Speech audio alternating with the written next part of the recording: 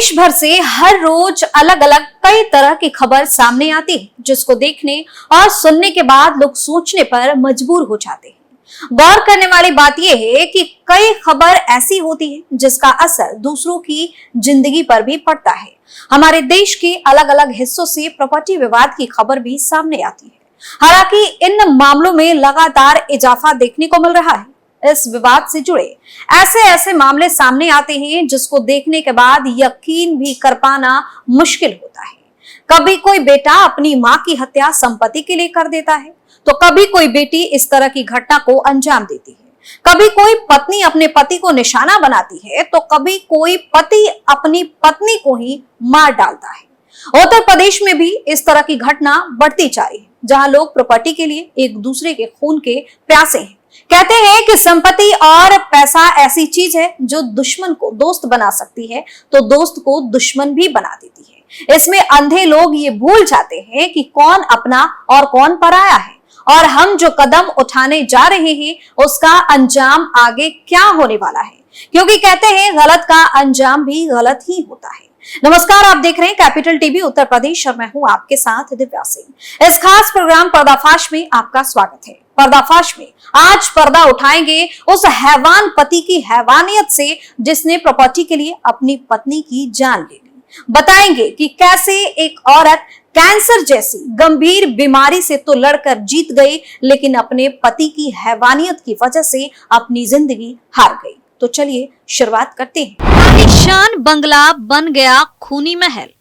Supreme court की महिला वकील का मर्डर। प्रॉपर्टी विवाद ने ले ली महिला की जान। 24 घंटे तक स्टोर रूम में छुपा रहा पति। दरअसल देश भर में इस तरह की कई घटना को अंजाम दिया जाता है, जहां प्रॉपर्टी के लिए खूनी खेल खेला जाता है। उन्हीं घटनाओं में से एक है नोएडा की ये घटना। 10 सितंबर 2023 की तारीख, जगह उत्तर प्रदेश का नोएडा। यहाँ की सेक्टर 30 में एक D40 कोठी है, यानी कि D40, और इस कोठी में रहने वाली 61 साल की रेणु सिन्हा, जो कि सुप्रीम कोर्ट में वकील थी, उनके घर वाले पिछले 2 दिनों से उनको लगातार फोन कर रहे थे, लेकिन रेणु सिन्हा ने कोई जवाब नहीं दिया। वहीं जब 2 दिन तक फोन रिसीव नहीं हुआ तो उनके घर वाले परेशान हो गए। सबको टेंशन होने लगी। जाहिर सी बात है कि 2 दिन तक अगर किसी की फोन पर घंटी बज रही है और वो फोन नहीं उठा रहा है तो अनहोनी की आशंका होगी ही। रेणु सिन्हा के फोन नहीं उठाने के बाद उनके भाई तुरंत पुलिस के पास पहुंचे और वहां उन्होंने सारी बात पुलिस को बताई। गौर करने वाली बात यह है कि रेणु का पति भी फोन नहीं उठा रहा था, जिसके बाद घर वालों का शक गहरा गया। वहीं पुलिस बिना देर किए रेणु की कोठी पर पहुंची, लेकिन पुलिस ने जब बाथरूम के अंदर देखा तो वहां का मंजर डरा देने वाला था। जब तक ये लोग पहुंचे तब तक बहुत देर हो चुकी थी, क्योंकि वहां रेणु का शव खून से सना हुआ था और आसपास भी खून फैला हुआ। ये देखते ही घर में चीख पुकार मच गई। पुलिस भी हैरत में पड़ गई। वहीं सूचना के बाद घटनास्थल पर आला अधिकारी भी पहुंच गए और छानबीन में जुट गए। मृतका के परिजनों ने आरोप लगाया कि रेणु के पति ने ही उस पर हमला किया है। हत्या के बाद से रेणु का पति फरार था, जिसकी तलाश में पुलिस जुटी थी। उसका कहीं पता नहीं चल रहा था। ऐसे में शक की सुई रेणु के पति पर ही जा रही थी। ऐसे में पुलिस ने उसकी तलाश और तेज कर दी। वही खबर ये आई है कि नोएडा के सेक्टर 30 में सुप्रीम कोर्ट की महिला वकील रेणु सिन्हा मर्डर केस में पुलिस को बड़ी कामयाबी मिली है। पुलिस ने आरोपी पति को उसके घर से ही गिरफ्तार किया है। आरोपी पति के घर के स्टोर रूम में ही छुपे होने का मामला सामने आया। दरअसल 61 वर्षीय सुप्रीम कोर्ट की वकील का शव बाथरूम में संदिग्ध परिस्थितियों में पाया गया। उनके सिर पर चोट के निशान पाए गए। इसके बाद उनके शव को पोस्टमार्टम के लिए भेज दिया गया था। जैसे कि पहले मृतक के परिजनों ने पति पर हत्या की आशंका जताई थी। हालांकि महिला वकील की हत्या के बाद से ही पति फरार था, या यूं कहे कि गायब था। उसकी खोज की जा रही थी और देर रात करीब 3 बजे पुलिस ने आरोपी को उसके घर से ही गिरफ्तार कर लिया। जानकारी के अनुसार पति घर के स्टोर रूम में छुपा हुआ था। सुप्रीम कोर्ट की महिला वकील की हत्या के आरोपी उसके पति का नाम नितिन सिन्हा है, जिसको गिरफ्तार किया गया है। नितिन सिन्हा पर आरोप लगा है कि उन्होंने अपनी पत्नी की हत्या की, इसके बाद कोठी के स्टोर रूम में छुप गए। इतना ही नहीं, पति नितिन सिन्हा पर आरोप लगा है कि वह अपनी कोठी बेचकर विदेश भागना चाहता था और ये बात महिला वकील को पता चल गई तो वो इसका लगातार विरोध भी कर रही थी, जिसके बाद इस हैवान पति ने अपनी पत्नी को रास्ते से हटा दिया। जानकारी के अनुसार महिला वकील रेणु सिन्हा के पति ने घर बेचने का दबाव बनाया था, लेकिन रेणु घर नहीं बेचना चाहती थी। उसे मना किया तो फिर पति ने उसकी हत्या की प्लानिंग शुरू कर दी। इससे पहले उसने ब्रिटिश पासपोर्ट भी हासिल कर लिया। जांच में यह भी पता चला कि वह अपनी कोठी को बेचकर ब्रिटेन में बसने की योजना बना रहा था। इतना ही नहीं, हत्या के बाद पति नितिन सिन्हा ने उसकी शव को भी ठिकाने लगाने की योजना तैयार की थी। पुलिस के कोठी पर पहुंचने से पहले वह काफी सबूत मिटा भी चुका था, लेकिन जब तक वह सारे सबूत साफ कर पाता, भाई की सूचना पर पुलिस मौके पर पहुंच गई और इस हैवान पति की हैवानियत का सारा खेल आखिरकार पुलिस के सामने आ गया। बता दें कि सेक्टर 30 स्थित कोठी के बाथरूम में महिला के शव को संदिग्ध परिस्थितियों में पाया गया था। महिला वकील की हत्या मामले में उनके भाई ने पति पर शक जताया।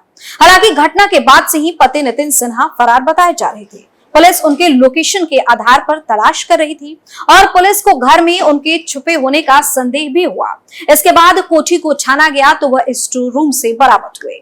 जानकारी के अनुसार सुप्रीम कोर्ट में महिला वकील रेणु सिन्हा बिहार के पटना की रहने वाली थी। वह अपने पति के साथ सेक्टर 30 में रहती थी। रेणु सिन्हा कैंसर से पीड़ित थी। उनका बेटा अमेरिका में रहता है। रेणु 2 दिनों से अपने भाई का फोन नहीं उठा रही थी, जिसके बाद उन्हें बहन को लेकर चिंता हुई तो पुलिस को इस मामले की पूरी जानकारी दी। वहीं पुलिस ने जब मौके पर पहुंचकर देखा तो महिला वकील का शव बरामद हुआ। वहीं पुलिस जांच के क्रम में पाया गया कि घर में लगे सीसीटीवी कैमरे के डीवीआर भी गायब हैं। इसके बाद पति नितिन सिन्हा पर शक गहराने लगा। आशंका जताई गई कि वारदात के बाद नितिन डीवीआर निकाल कर ले गया होगा, जिसके बाद पुलिस ने इसके बाद कोठी के आसपास लगे कैमरों की फुटेज की जांच शुरू की। हालांकि इसमें उन्हें नितिन सिन्हा कहीं भी दिखाई नहीं दिया। ऐसे में माना गया कि वारदात के बाद वह घर से बाहर ही नहीं निकला है, तो उसके घर में छुपे होने की संभावनाओं के आधार पर कमरे की तलाशी भी शुरू कर दी गई। फिर उसे स्टोर रूम से दबोच लिया गया। पुलिस ने उसको गिरफ्तार करने के बाद उससे पूछताछ शुरू कर दी। वहीं पुलिस ने आरोपी पति नितिन से शुरुआती पूछताछ के आधार पर बताया कि 2 दिन पहले रेणु और नितिन के बीच प्रॉपर्टी को लेकर विवाद हुआ था। उसकी बीवी रेणु कैंसर से पीड़ित थी, उसका ट्रीटमेंट भी चल रहा था, जिसके बाद 1 महीने पहले ही वो ठीक हुई थी। दोनों के बीच प्रॉपर्टी को लेकर विवाद होने लगा। दरअसल वह अपनी कोठी को 4 करोड़ रुपए में बेचने जा रहा था। कुछ एडवांस में पैसे भी ले लिए थे, लेकिन रेणु उसे कोठी बेचने नहीं दे रही थी। बहस इतनी बढ़ गई कि उसने रेणु के साथ हाथापाई की। उसके बाद तकिया से रेणु का मुंह दबा दिया, उसका सिर दीवार पर दे मारा। इसके बाद उसके सिर में चोट लग गई। इसके बाद ही उसको घसीटते हुए बाथरूम में ले गया। उसके बाद वहीं बैठा रहा। जब रेणु की मौत हो गई तो नितिन डर के मारे स्टोर रूम में आकर छिप गया। वह 14 घंटे तक अंदर बैठा रहा। बता दें कि मारने के बाद वहीं बैठकर सिगरेट भी पिया। जांच में बाथरूम के पास सिगरेट की राख भी मिली थी, जिसे वो साफ नहीं कर पाया था। नितिन की हत्या के बाद सिगरेट पी थी। जानकारी के अनुसार नितिन सिगरेट का बहुत ही ज्यादा आदी है। पुलिस ने जब उसे गिरफ्तार किया है तब भी वो सिगरेट की मांग कर रहा है। आशंका है कि हत्या करने के बाद नितिन ने वहीं बैठकर सिगरेट जलाई और पी है। आरोपी ने बताया कि वो पहले इंडियन रेवेन्यू सर्विस अधिकारी था, बाद में उसने जॉब छोड़ दी थी। वही मामले में नितिन की गिरफ्तारी के बाद उससे कड़ी पूछताछ की जा रही है। अब देखने वाली बात यह है कि इस हैवान को इसको किए की सजा कब तक मिलती है। फिलहाल पर्दाफाश में इतना ही। आप अपनी राय हमें कमेंट करके जरूर बताएं और देखते रहिए कैपिटल टीवी उत्तर प्रदेश। नमस्कार।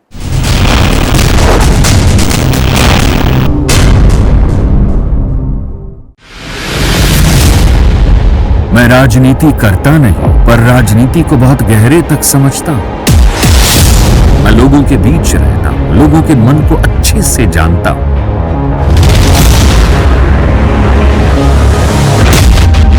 पब्लिक और पॉलिटिक्स की हर नक्श को खूब पहचानता हूं।